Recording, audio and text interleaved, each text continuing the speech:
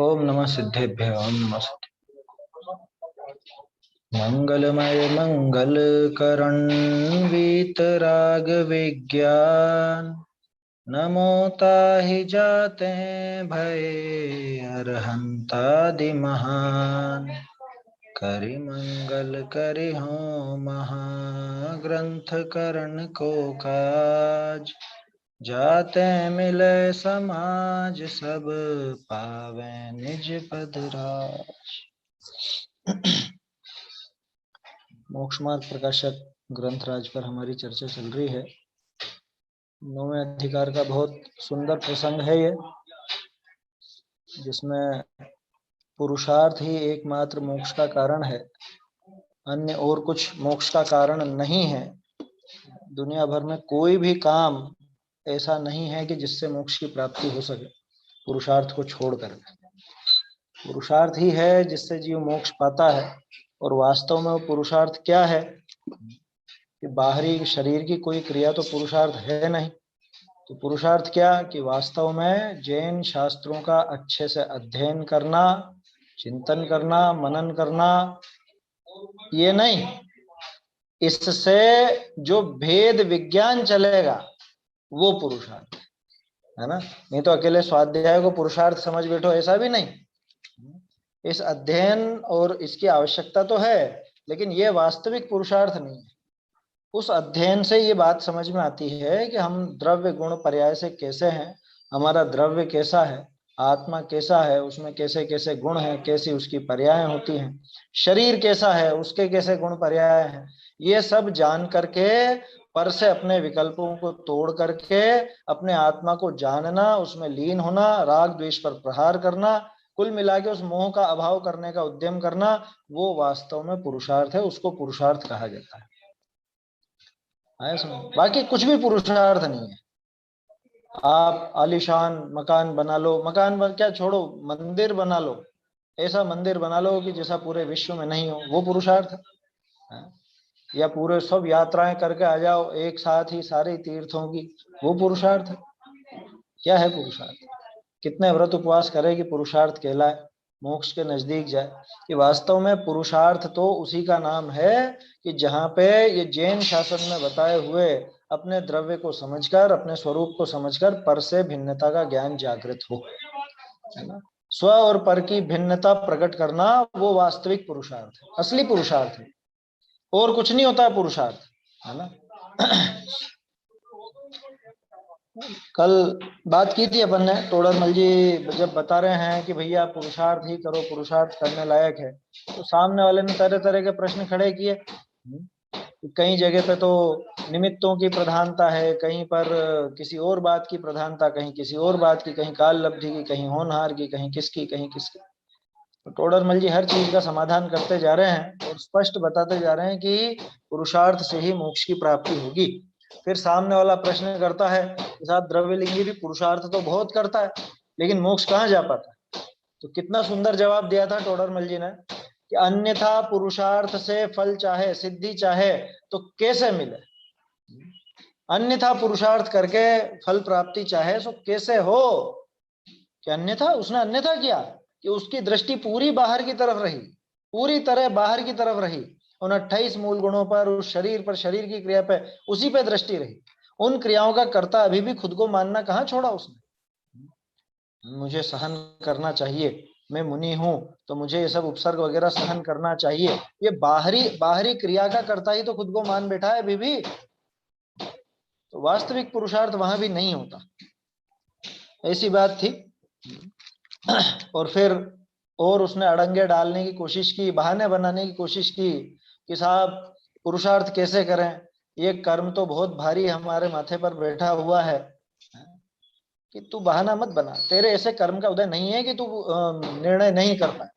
तू ये बात उनके लिए कहता कि एकेंद्रीय जीव या असंगी पंचेंद्रीय तक के जितने भी जीव हैं, उनके लिए अगर ये कहे कि उनके कर्म का बहुत जोर है और वो निर्णय नहीं कर पाते, तो बात समझ में आती है।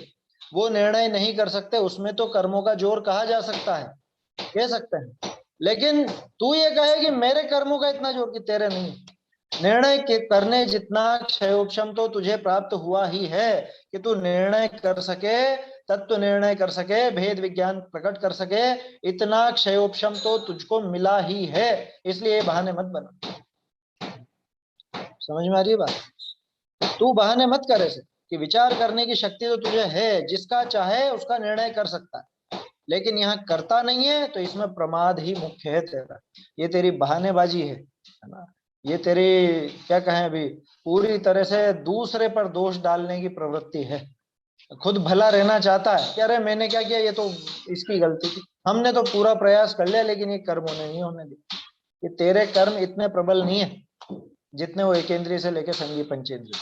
इसलिए कभी भूल के भी ऐसा मत समझना कि हमारे तो कर्मों का साहब ऐसा उदय इसलिए ये बात हम निर्णय नहीं कर पाते। झूठ है ये बात, झूठ है।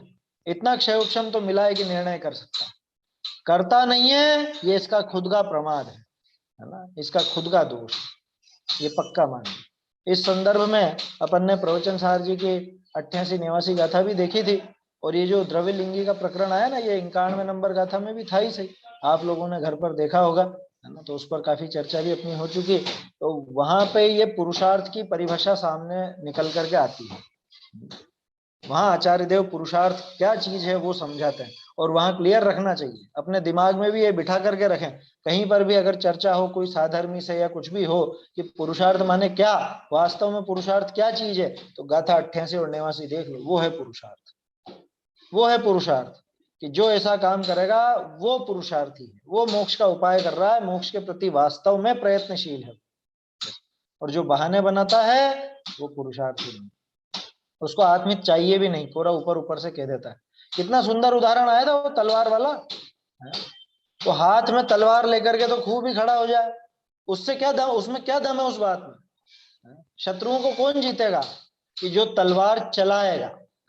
ये तलवार हमको मिल गई है, समझ में ही बात? ये जो जिनवाणी है, शास्त्र है, ये तलवार है, ठीक है, पड़ी हुई है तलवार, तो म्यान में बंद पड़ी रही, काम ही नहीं आई, शत्रुओं का नाश ही नहीं हो पाया। अरे इस तलवार का सहारा लेके वो शत्रुओं पर प्रहार करो, ये शब्द थे ना वहां टीका में, अमृत चंद्राचार्य की टीका। इससे उन पर प्रहार करो, वो मोह राग द्वेष पर प्रहार करो। और सिर्फ वहां नहीं आया है, समय सारजी में भी, समय सारजी में भी है, क्रकचवत, करोत के जैसे है, आरे से दुफारा करे, भेद विज्ञान की है ना वो गाथा कलश, कि आरे से जैसे दुफाड़ा, दो दो फाड़ कर देते हैं। बनारसी दास जी ने लिखा आरे सो दुफाड़ा करे। तो भेद विज्ञान जब चलता है तो जैसे एक करोत लेकर के, क्रकचवत करोत लेकर के, वो लकड़ी के या किसी भी चीज के ऐसे दो फाड़ कर दिए जाते हैं, वो संधि की जगह पे, सांध की जगह पे बीच में ऐसा प्रहार किया जाता है कि दो टुकड़े हो जाते हैं। ठीक ऐसे ही जहां ये मोह की है ना, मोह माने मोह राग द्वेष सभी, और आत्मा की जो संधि है, जहां पे कि बीच में दरार नजर आ रही है, यहाँ पे वो भेद ज्ञान से प्रहार करता है और ये बिल्कुल भिन्न भिन्न नजर आने लग जाता है, एकदम भिन्न भिन्न नजर आने लगता है। ये वो है ठोकने की पुरुषार्थ। जैसी आवाज आ रही है कहीं से, हाँ जैसे कुछ कुछ ठोक रहे हैं, ऐसे कुछ काट रहे हैं, ऐसी आवाज आ रही है हाँ, वो पीछे से। पास में कहीं काम चल रहा है, अब क्या कर सकते हैं उसमें, अच्छा। है ना। मेरी आवाज तो साफ आ रही है ना? मेरी आवाज आ रही है ना साफ? हाँ ठीक है, आप उस पर ध्यान दीजिए, क्या कर सकते हैं, पास में काम चल रहा है थोड़ा, तो तोड़ फोड़ हो रही है वहां। चलिए फिर से, अब देखो फिर से प्रश्न है, अभी भी उसको पूरी संतुष्टि नहीं है। पेज नंबर 311 पर यह प्रश्न है। बहुरी प्रश्न, जो सम्यक चारित्र का घातक मोह है, ताका अभाव भय बिना मोक्ष का उपाय कैसे बने? अब बोलिए। उसने अब आखिर में ये दांव चल दिया कि साहब कुछ भी कर लो, खूब मेहनत कर लो, लेकिन अगर वो दर्शन मोहनी का, चारित्र मोहनी का इनका उदय रहेगा, तब तक ये कैसे वीतरागता को प्राप्त होगा, कैसे ये सम्यक दर्शन आदि को प्राप्त होगा?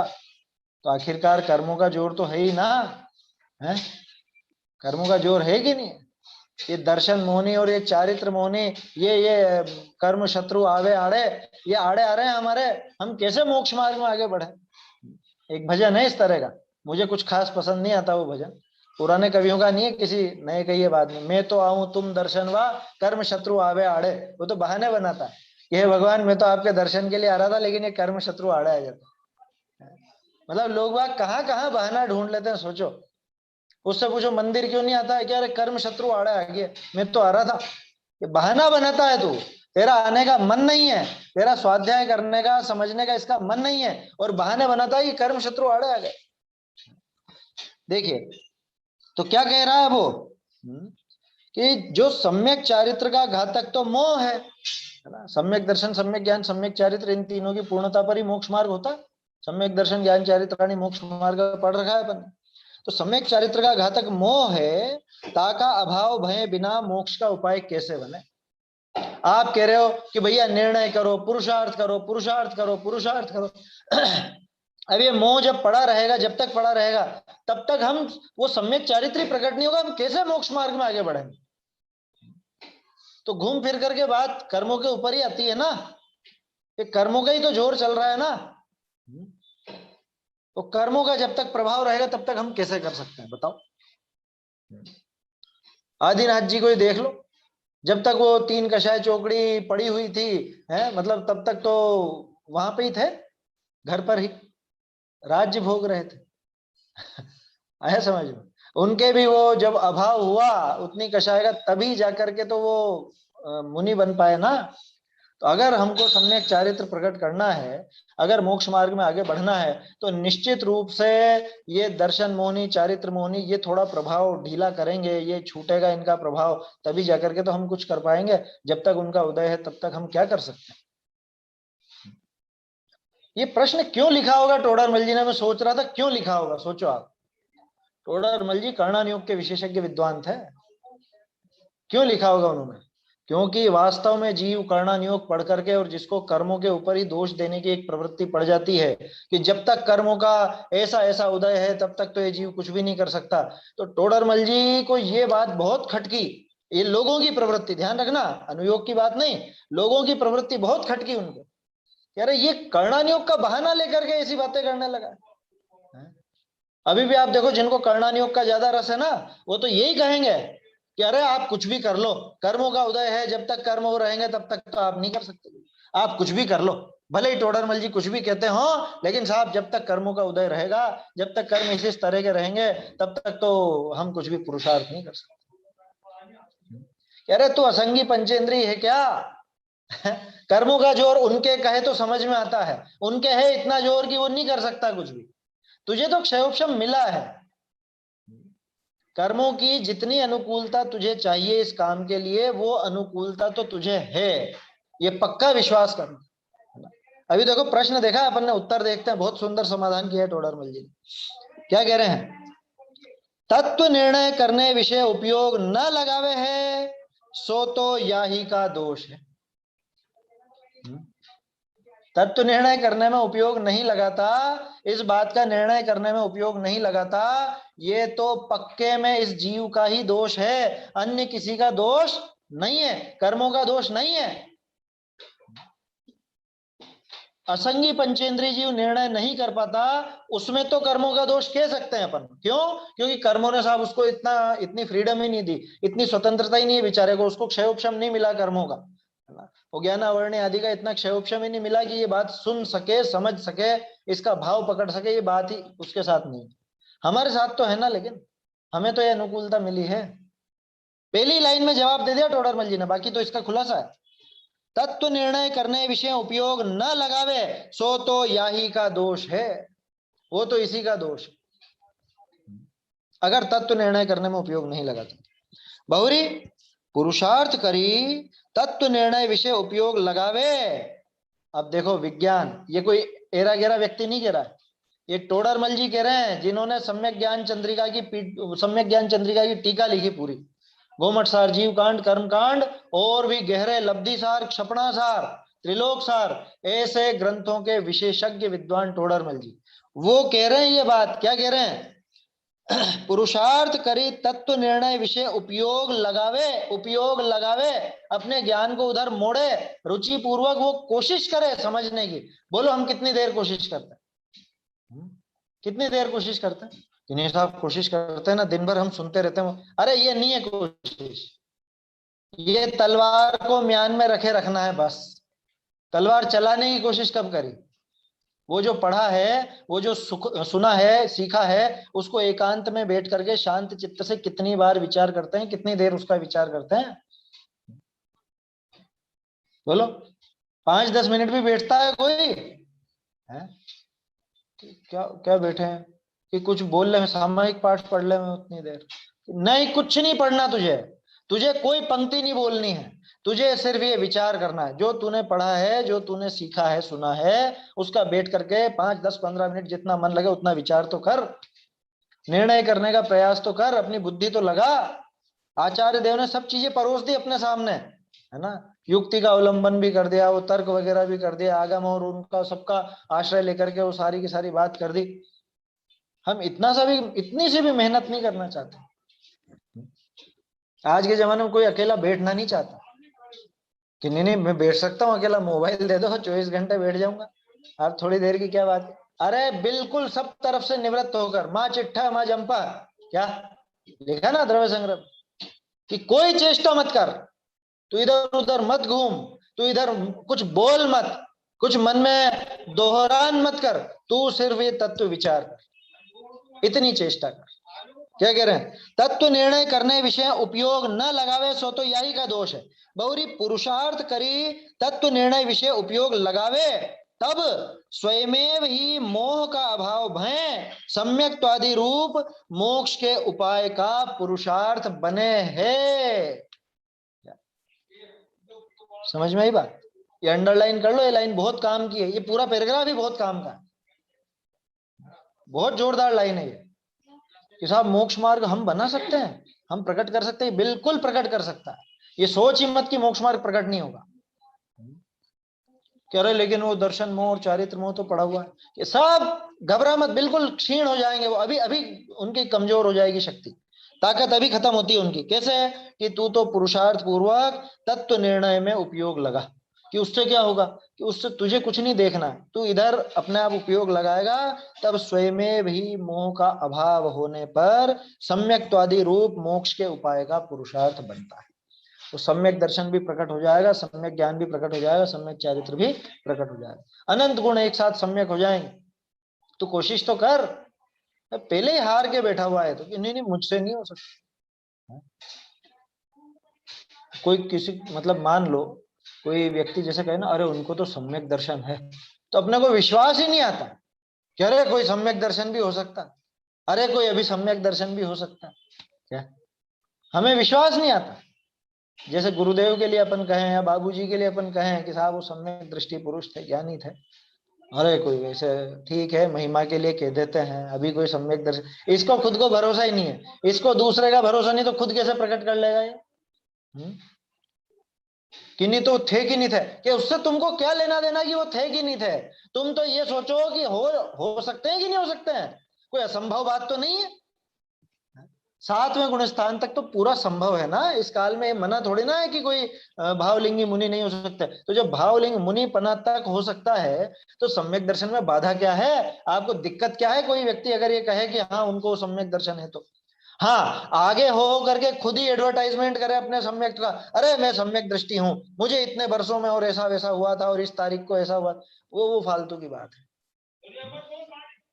समझ में ही बात? आगे हो करके बतावे, कहीं प्रसंग बन जाए, ऐसा कुछ ऐसी बात बन जाए, कहने में आ जाए सहज रूप से, वो बात अलग। लेकिन खुद आगे हो करके दूसरों को बताता है और अपनी उसी बहाने अपनी डींग हाँकता है, ये सम्यक दृष्टि के लक्षण नहीं। सम्यक दर्शन क्या है? एक समय की पर्याय ही तो है, उसका उसको कोई ऐसा महत्व आएगा क्या? सम्यक दर्शन होकर के कितनी बार छूट भी जाता है। समझ में आ रही है बात? एक ही भाव में, एक ही भाव में कितनी बार हो करके छूट जाए। वो लुहार की संडासी का उदाहरण दिया ना बनारसी दास जी ने, नाटक समय साहब, क्षण में आग में क्षण में पानी में, ऐसी ऐसी दशा होती है। तो इसलिए पहले तो ये विश्वास करना सीखो, सबसे पहले ये विश्वास करना सीखो कि सम्यक दर्शन प्राप्त किया जा सकता है, मोक्ष मार्ग प्रकट किया जा सकता है, इसी काल में इसी भव में मैं प्रकट कर सकता हूं। पहले तो ये दृढ़ विश्वास प्रकट हो, उसके बाद कि क्या है विधि? एक ही विधि है, तत्व निर्णय कर। वो तलवार मिली है उसको चला, ये तलवार मिली है, ये शास्त्र, ये तलवार मिली है, इस तलवार का उपयोग कर। तू पढ़ के सुन के नहीं, एकांत में बिल्कुल उसका शांत चित्त से विचार कर तत्व निर्णय में उपयोग लगा। ये जो टोडरमल जी कह रहे हैं, पुरुषार्थ करी, देखो किसमें लगाया, किसको कहा पुरुषार्थ, पुरुषार्थ करी तत्व निर्णय विषय उपयोग लगावे। पुरुषार्थ से तत्व निर्णय में उपयोग लगाए, माने पुरुषार्थ किसका नाम, पुरुषार्थ नाम है तत्व निर्णय में उपयोग लगाने का। बुद्धि पूर्वक तत्व निर्णय में उपयोग लगाने का नाम ही पुरुषार्थ है। ये पुरुषार्थ, इसके अलावा जगत में और कोई पुरुषार्थ नहीं है, और दूसरे द्रव्य में तो कोई पुरुषार्थ कर भी नहीं सकता। समझ में आ रही है बात? किसी को कोई शंका हो तो बेझिझक पूछना, ये प्रकरण बहुत जरूरी है समझना, है ना। ये पुरुषार्थ की असली परिभाषा है। बाबूजी ने तो लिखे ना एक उसमें, यह क्या है, इसको पौरुष कहना सीखो, यह जीवन की एक कला। क्या उसमें शायद वो मृत्यु वाले में है, वो है किसी में एक कविता में, इसको पौरुष कहना सीखो, यह जीवन की एक कला। बहुत बढ़िया है, कितनी बढ़िया पंक्तियां हैं देखो। पुरुषार्थ करी तत्व निर्णय विषय उपयोग लगावे, तब कि बाकी काम अपने आप हो जाएगा। फिर भी बता देते हैं तुमको क्या होगा उस समय, कि वो जो मोह आदि है उनकी शक्ति घटेगी, और मोह आदि की शक्ति घट करके स्वयं भी उस मोह आदि का अभाव होगा। दर्शन मोह का अभाव होगा सो इधर सम्यक दर्शन आ जाएगा। चारित्र मोह का जितना अभाव होगा उस अनुसार वो क्रिया हो जाएगी। अनंतानुबंधी जाएगी तो चौथा गुण स्थान, 2 कषाय चौकड़ी चली जाएगी तो 5वें गुण स्थान लायक सम्यक चारित्र, और 3 कषाय चौकड़ी चली गई तो मुनिराज का चारित्र प्रकट हो जाएगा। चारों का अभाव होगा तो यथाख्यात चारित्र आ जाएगा। लेकिन तरीका यही है, क्या तरीका यही है कि एक बार निर्णय तो एक ही बार होगा ना, फिर बाद में क्या करेंगे, कह रहे बाद में जो निर्णय किया है उसका बार बार दोहरान करो, उसे पक्का करो, उसमें लीन हो जिस चीज का निर्णय किया है। निर्णय कर लिया ये मेरा घर है, ये पड़ोसी का घर है, अब क्या करूं कि घर में प्रवेश कर, अब और क्या करना है कि नहीं, बाद में कि बाद में वो निर्णय बना रहेगा और ये अपने घर में केली करेगा, अपने घर में सुख भोगेगा, और क्या करेगा फिर। समझ में आ रही है बात? तो क्या है पुरुषार्थ, कि पुरुषार्थ करी तत्व निर्णय विषय उपयोग लगावे, तब स्वयं भी मोह का अभाव भय सम्यक आदि रूप मोक्ष के उपाय का पुरुषार्थ बने है। ये मोक्ष के उपाय का पुरुषार्थ, मोक्ष का उपाय माने मोक्ष मार्ग, मोक्ष मार्ग का पुरुषार्थ बनता है, माने मोक्ष मार्ग का इसने ये काम कर लिया, ऐसा है। सो मुख्य पने तो तत्व निर्णय विषय उपयोग लगाने का पुरुषार्थ करना। समझ में आई बात? क्या करना, इसलिए मुख्य पने तो, कि गौण पने भी कुछ और बात है, मतलब है। अरे पहले मुख्य पने की बात सीख लो, क्योंकि असली काम यही है कि मुख्य पने तो तत्व निर्णय में उपयोग लगाने का पुरुषार्थ करना। बहुरी उपदेश भी दीजिए है, सो इसी पुरुषार्थ कराने का अर्थ दीजिए है। बहुरी तिस पुरुषार्थ ते मोक्ष के उपाय का पुरुषार्थ आप ही ते सिद्ध होएगा, और तत्व निर्णय न करने विषय कोई। अच्छा ये तो अगला पैराग्राफ आ गया, चलो कोई बात नहीं, पहले ये पंक्ति देख लेते हैं क्या कह रहे हैं। मुख्यता से तो तत्व निर्णय में उपयोग लगाने का पुरुषार्थ करना, ये मुख्यता क्यों लिखा, फिर गौण काम क्या होगा, मुख्यता क्यों लिखा, कि देखो इसको पहले किसको कहा ये मुख्य रूप से पुरुषार्थ, तत्व निर्णय में उपयोग लगाना है ना, इसको मुख्य कहा ना। असली काम तो यही करना है कि अच्छा कषाय नहीं घटानी है, कषायों का नाश नहीं करना है, कषायों के नाश के बिना मोक्ष हो जाएगा क्या।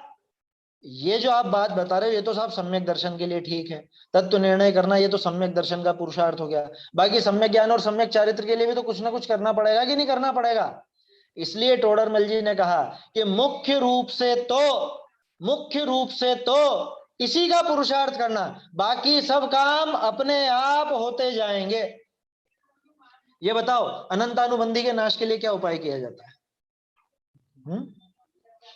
अनंतानुबंधी के नाश के लिए क्या उपाय किया जाता है? कुछ भी नहीं किया जाता, कुछ भी नहीं।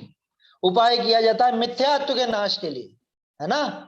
और वो तो by one get one free की तरह अपने आप हो जाता है वो काम। इधर सम्यक दर्शन आता है ना, इधर तो मिथ्यात्व का नाश, वो दर्शन मोहनी का नाश होकर के सम्यक तो आता है। नाश मतलब उपशम क्षय, क्षयोपशम जो भी लगा लेना भूमिका के अनुसार।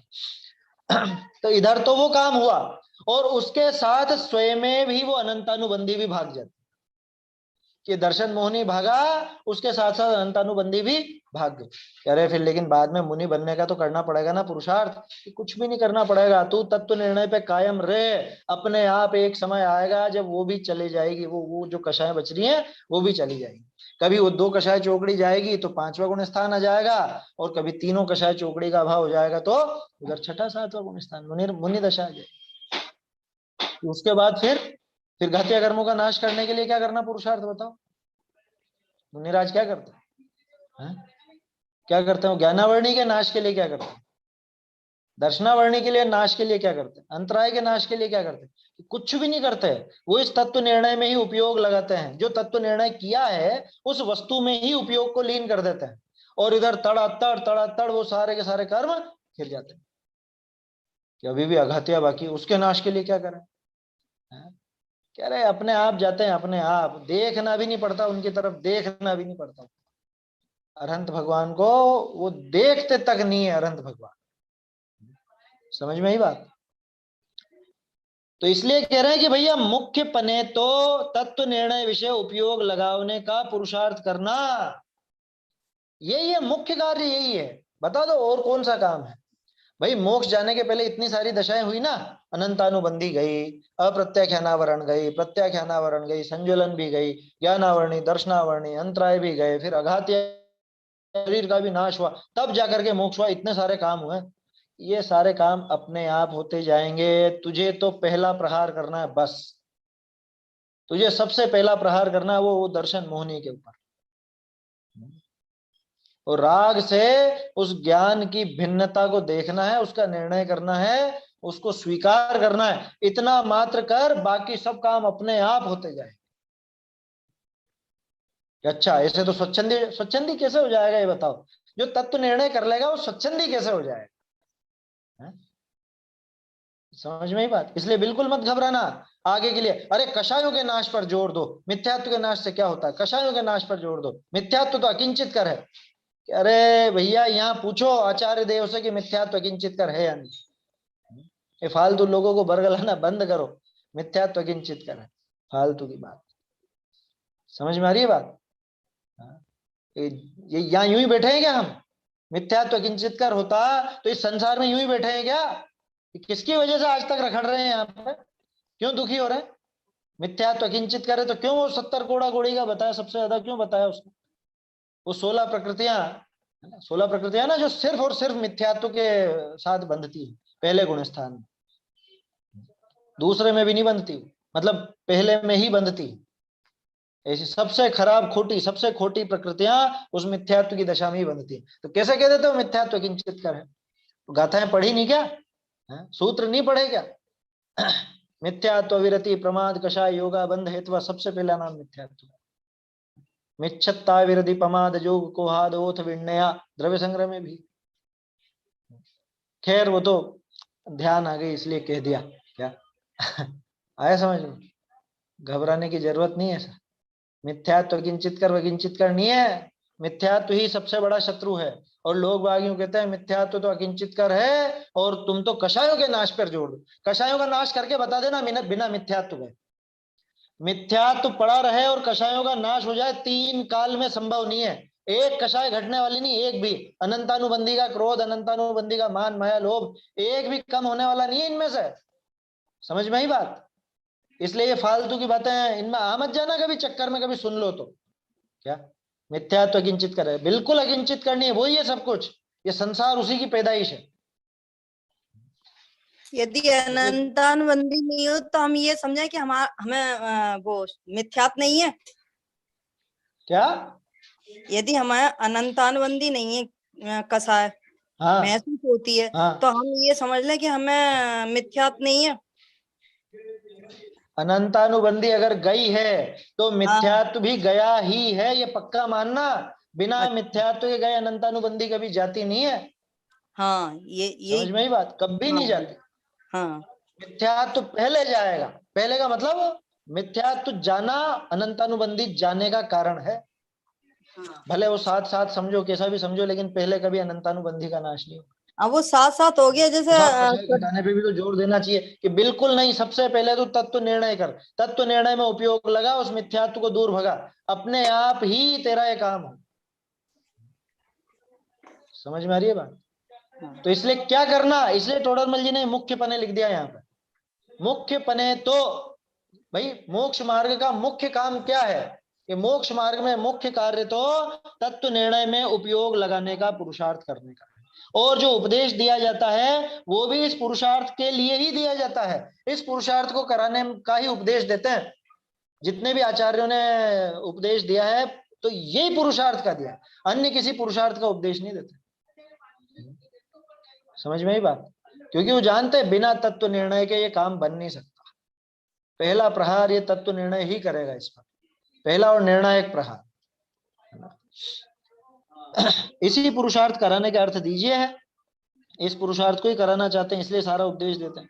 बहुरी तिस पुरुषार्थ ते मोक्ष के उपाय का पुरुषार्थ, कि अभी मोक्ष का उपाय नहीं था कि अरे मोक्ष के उपाय का उपाय था, ये सबसे पहला उपाय था। ये मोक्ष के उपाय का पुरुषार्थ आप ही ते सिद्ध होएगा, अपने आप ही सिद्ध हो जाएगा। मोक्ष के जितने भी पुरुषार्थ है ना, चाहे वो श्रेणी मांडना हो, चाहे वो घातिया कर्मों का नाश हो, चाहे वो अघातिया कर्मों का नाश हो, जितने भी आप ये मोक्ष का पुरुषार्थ, चाहे कषायों का अभाव हो, जितना भी मोक्ष का पुरुषार्थ समझते हो वो सब आप अपने आप इसके बाद हो जाएंगे, अपने आप होंगे। समझ में आ रही है बात? चिर संचित अरमानों का घट एक दिवस ही फूट चला, इसमें हाँ, है उसमें ये, है वो इसको पौरुष जो कहना पंक्ति मैंने सीखो। कही थी है ना, इसको पौरुष कहना सीखो। आप लोगों की आवाज मुझे बहुत कम आ रही है, क्या पता, या तो शायद मेरे ईयरफोन में गड़बड़ है। आपकी आवाज भी कम ही आ रही है। मेरी आवाज भी कम है? अच्छा, हाँ तो हो सकता है खराब हो गया होगा, देखेंगे दूसरा लगाए। क्या कह रहे हैं, ये पैराग्राफ हो गया ना? है तो हाँ तो बिल्कुल सही आ रही है आपकी आवाज। आपकी आवाज बराबर आ रही है मेरे पास भी। अच्छा अच्छा, आपकी मेरी आवाज बराबर है, ठीक है, चलिए कोई बात नहीं। ये तो क्या करें, अब इन चीजों पर अपना बस नहीं चलता ना, ये जीव के हाथ में नहीं है। इसमें आवाज में ना आवाज अपनी, ना ये जो ईयरफोन वगैरह है ये अपने, ना ये मोबाइल अपने, इनमें अपना बस चलता नहीं है। ठीक है, थोड़ा सा उपयोग को बनाए रखें। पेज नंबर 20 निकालिए, वहां बहुत सुंदर जो प्रेरणा दी है स्वाध्याय की, है ना। और अभी अभी मुझे एकदम पेज नंबर 20 कहते ध्यान आया, वहां भी प्रवचन सार जी की बात है। पेज नंबर 20 पहले अधिकार का आखिरी पृष्ठ,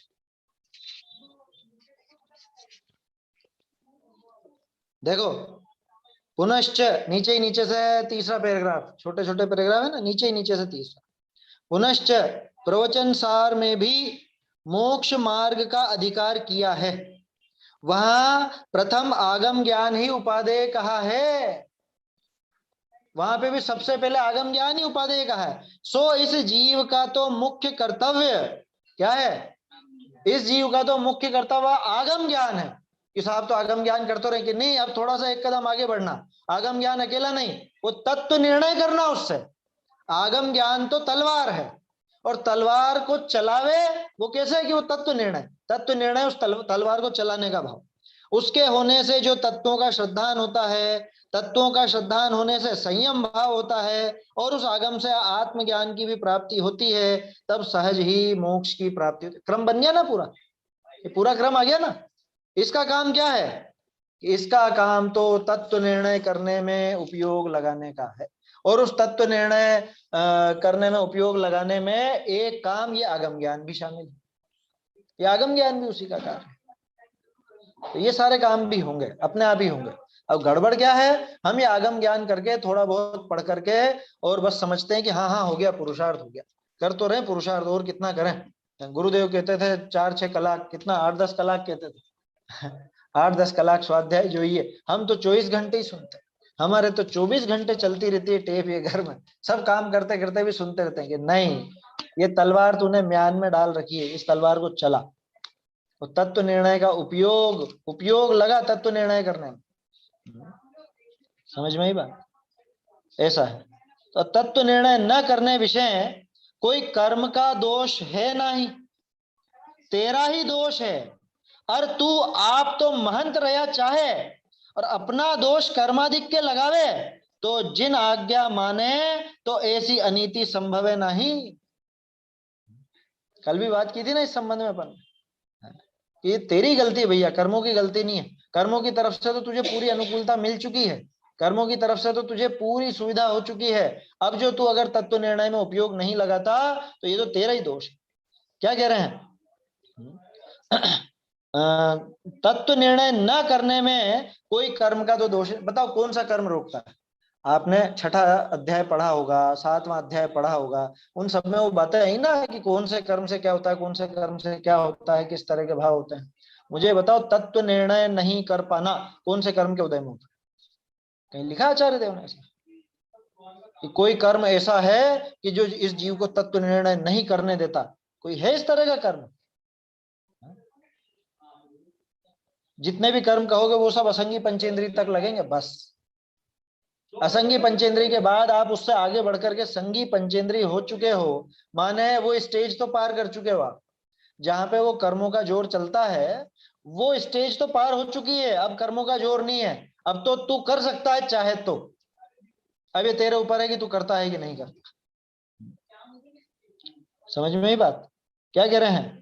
तत्व निर्णय न करने विषय कोई कर्म का दोष है नहीं, तेरा ही दोष है। और तू आप तो महंत रहा चाहे, खुद तो भला रहना कि हम क्या करें साहब, हमने तो देखो कोई कमी नहीं रखी, हमने तो कोई कसर नहीं उठा रखी, हम तो पूरी तरह से कोशिश करते हैं, दिन भर यही काम करते रहते हैं, हम तो दिन भर ये करते हैं। तू आप तो महंत रहा चाहे और अपना दोष कर्माधिक के लगावे, तो जिन आज्ञा माने तो ऐसी अनीति संभव है नहीं।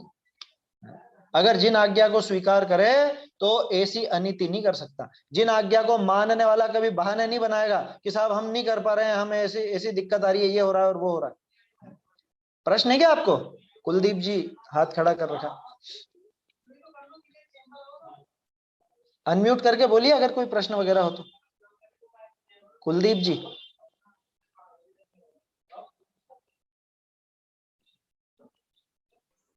नहीं सर, कोई पर्सन नहीं है सर, वो गलती से हो गया। अच्छा अच्छा अच्छा, हाँ ये रेज हैंड हो रखा है इस वजह से। चलिए कोई बात नहीं, हो गया क्या? हाँ चलिए 2-4 मिनट है अभी, ये बात कर लेते हैं अपन। क्या कह रहे हैं? और तू आप तो महंत रहा चाहे और अपना दोष कर्माधिक के लगावे, तो जिन आज्ञा माने तो ऐसी अनीति संभव है नहीं। जिनेंद्र भगवान की आज्ञा अगर स्वीकार करे तो ऐसी अनीति संभव है ही नहीं। तो को विषय कषाय रूप ही रहना ताते झूठ बोले, मोक्ष का साचा अभिलाष होई तो ऐसी युक्ति काहे को बनावे। कितनी सीधी और कड़क बात है, एकदम दिल को छू जाने जैसी।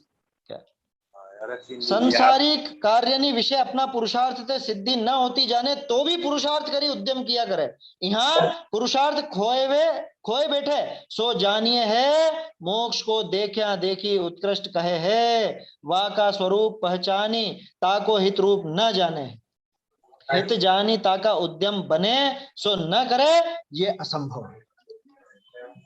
कितनी कितनी बढ़िया बात कही है। इसमें कोई ऐसी विशेष नहीं है कि बहुत इसकी डिटेल करना पड़ा या कुछ। ये तुझे खुद को तो कषाय रूप बैठे रहना है, तू अपनी कषायों की पूर्ति तो पूरी करना चाहता है, प्रमाद में पूरा डूबा रहना चाहता है और नाम लगाता है कर्मों के ऊपर कि क्या करें साहब, मोह का ऐसा उदय है, क्या करें साहब, ज्ञानावरणी का ऐसा उदय है, क्या करें साहब, कर्मों का ऐसा ऐसा है हमारे ऊपर तो कि हम तो कर ही नहीं पाते, उपयोग भी नहीं लगा पाते हैं, समझना तो दूर की बात है। बहानेबाजी करता है, कोरी बहानेबाजी, समझ में आ रही है बात? सिर्फ बहाना मारता है।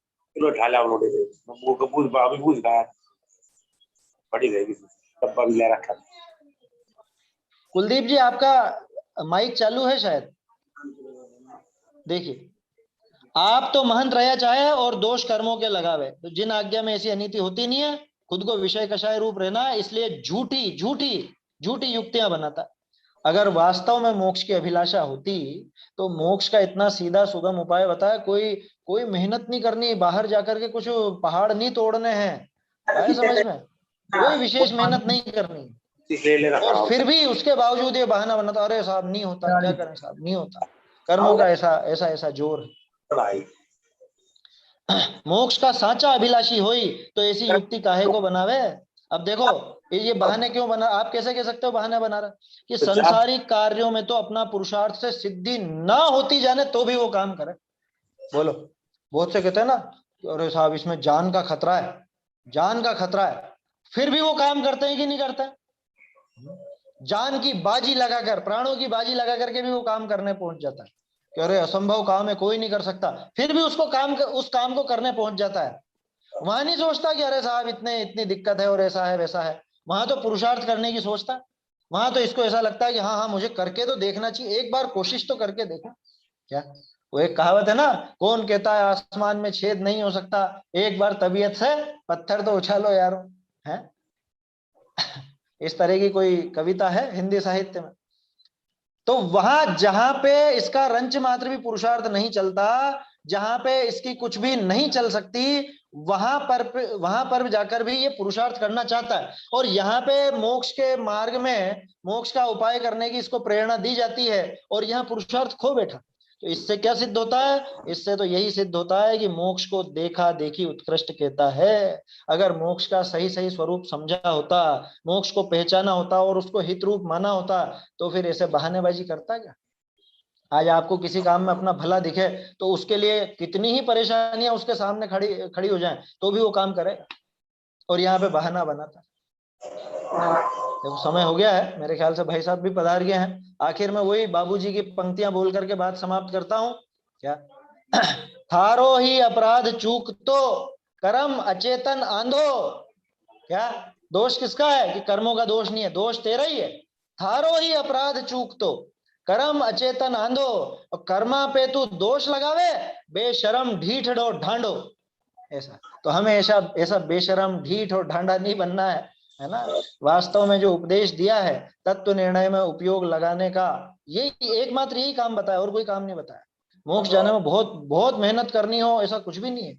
ये तत्व निर्णय करने में अपना उपयोग लगावे, बाकी सारे कार्य अपने आप हो जाएंगे। अगर मोक्ष को वास्तव में हित रूप माना हो इसने, तब तो ये काम कर लेगा। और अगर देखा देखी मोक्ष को भला कहता, अरे हम मुमुक्षु, हमें मोक्ष चाहिए, हमें मोक्ष चाहिए, देखा देखी कहता हो, तो फिर तो ये बहाने ही बनाता रहेगा। ऐसा है। आगे की चर्चा आगे फिर अपन कल देखेंगे, अभी समय हो गया है, भाई साहब भी शायद पधार चुके हैं। निज निधि निज में बताई यह अनंत उपकार है, इसके लिए जिन वाणी माँ को वंदना शत बार है, वंदना शत बार है।